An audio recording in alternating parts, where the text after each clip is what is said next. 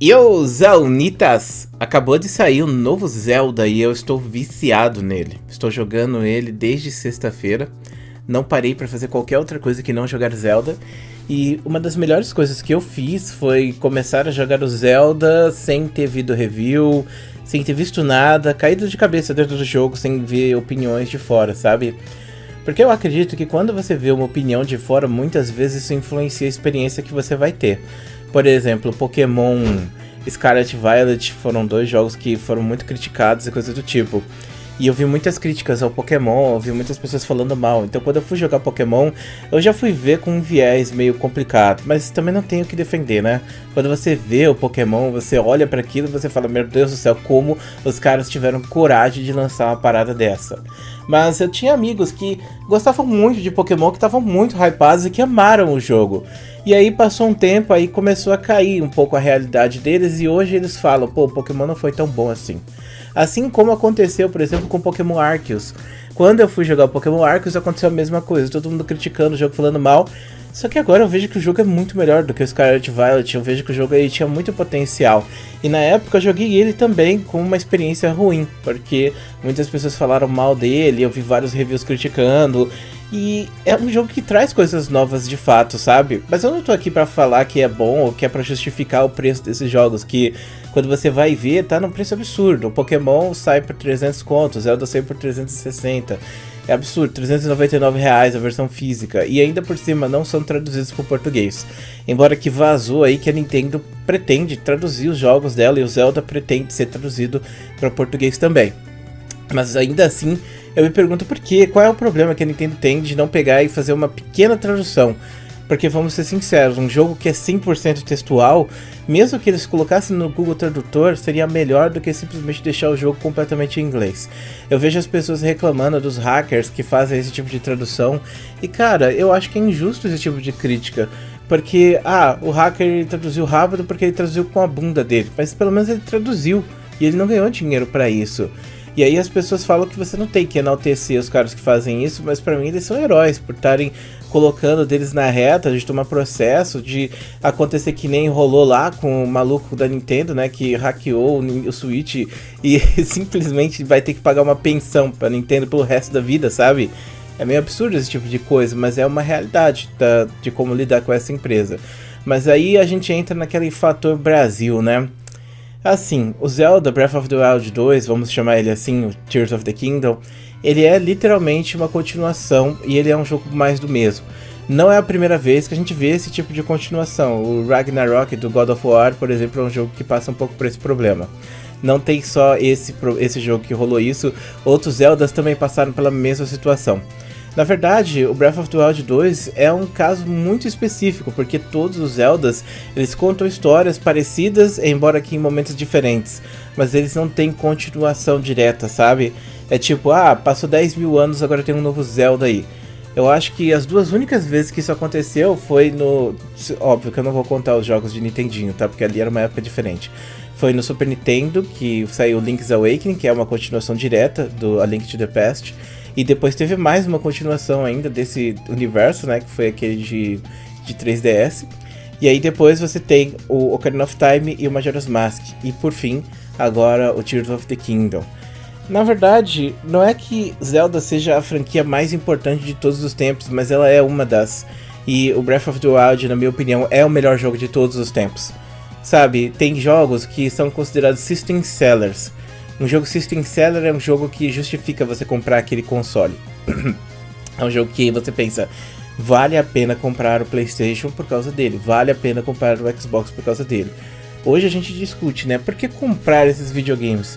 Por que eu compraria o Xbox? É óbvio, por causa do Game Pass, porque o Game Pass oferece uma coisa maravilhosa pra gente brasileiro, sem contar que tem aquela versão do Xbox Series S, né? Então, vale muito a pena você estar pagando um Xbox por causa disso.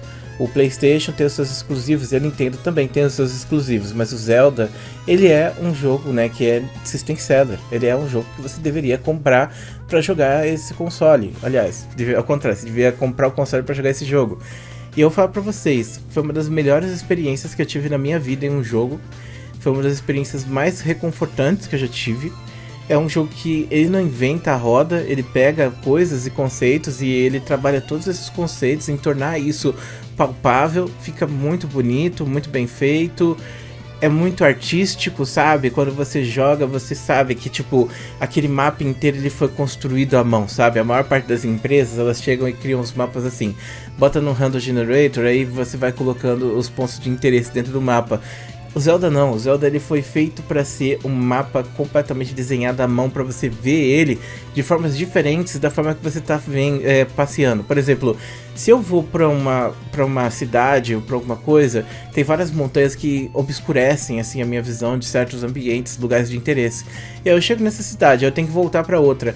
Aí você pensa, pô, vou fazer o trabalho ali reverso, vai ser uma merda fazer esse caminho reverso. Só que quando você tá caminhando, você tá vendo o ambiente de trás pra frente e você vê que tem coisas diferentes ali. Você vê que coisas que você não notou da sua primeira passada. E isso é bem legal, porque o jogo não é roguelite, que você entra e sempre tem uma experiência totalmente diferente.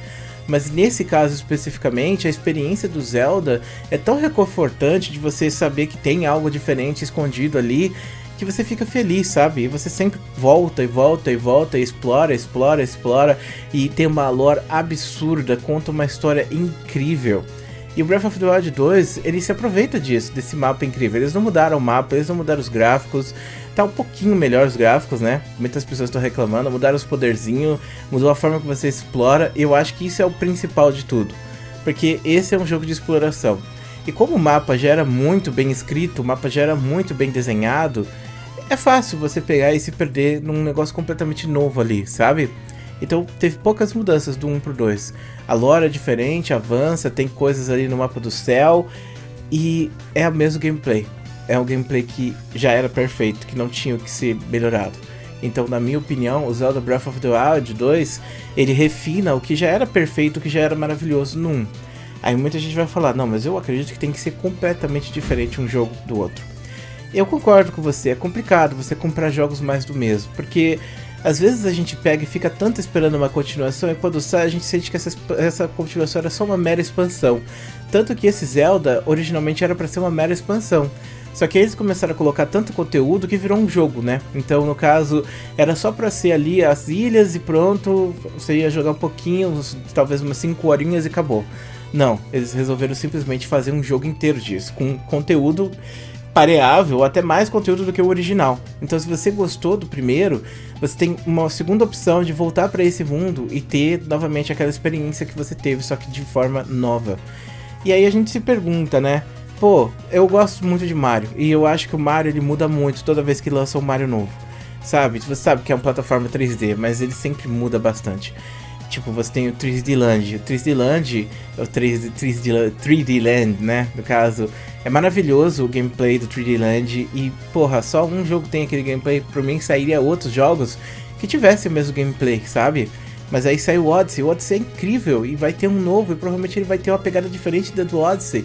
Assim como o Galaxy, que, porra, o Galaxy foi tão foda. Eu queria que tivesse um Galaxy 2. Opa, tem! Agora eu queria que tivesse um Galaxy 3. E não tem, sabe? É você criar, desenvolver uma parada incrível e você simplesmente abandonar aquilo, sendo que você teria mais pra explorar. O problema é quando isso acaba virando mais do mesmo. Assassin's Creed virou isso. Assassin's Creed é um jogo que saiu o primeiro, foi incrível. Saiu o segundo, foi caraca, mano. Pegou tudo que tinha no primeiro de ruim e fez perfeito. Aí saiu o 3 e a gente, peraí, precisa de um 3? Aí saiu o 4, realmente pegou os pontos positivos do 3 e fez um jogo incrível. Aí saiu o 5, o 6, o 7... E a gente se pergunta, pô, pra que continuar isso? Aí eles refizeram o sistema de RPG. Beleza, ficou legal o RPG, o Origins.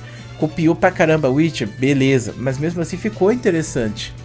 Só que depois eles fizeram mais 2 jogos em cima da mesma coisa, você sente que você tá jogando o mesmo jogo, sabe? E isso desanima bastante. No caso do Zelda, não desanima, porque ele é uma obra-prima. Ele é um jogo que todo mundo vai copiar. E ele merece uma continuação, merece mais um momento de experiência. Então, na minha opinião, ele é um jogo 10 mesmo, sabe? Mas eu entendo as críticas que as pessoas fazem sobre a parte técnica do jogo.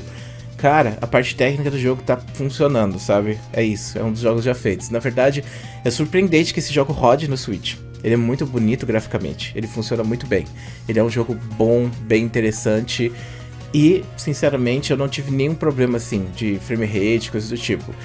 Como o Pokémon, por exemplo, que dava problema o tempo todo, eu fico pensando como seria o Pokémon se ele tivesse tido o trabalho que foi feito no Zelda. Mas mesmo assim é óbvio que o Zelda dá tretas. Por exemplo, o Zelda diminui a resolução para menos de 720p. Cara, a gente tá na época do 1080, 4K, e o jogo tá sendo rodado a 720, sabe? Você consegue ver que a qualidade da resolução tá baixa.